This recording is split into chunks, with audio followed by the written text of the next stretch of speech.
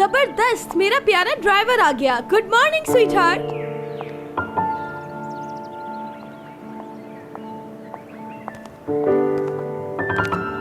Good morning. Good morning. Stop stop, मैं अपनी गाड़ी का दरवाजा खुद खोलूंगी। क्या हो गया करीम, ये ड्रामा अब सूट नहीं करता तुम पर, बस करो।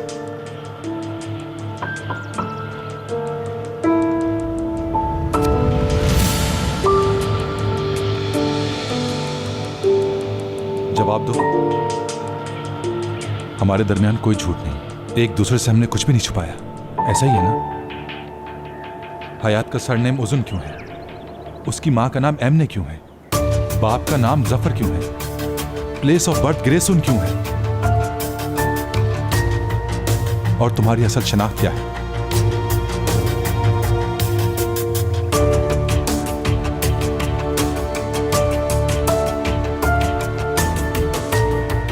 तुम लोग क्या करती फिर रही हो?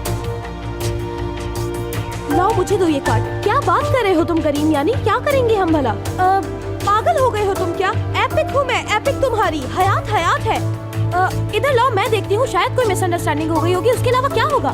कसम खाओ, बताओ मुझे, ये आईडी अगर हयात की है तो हयात असल में कौन है? हाँ,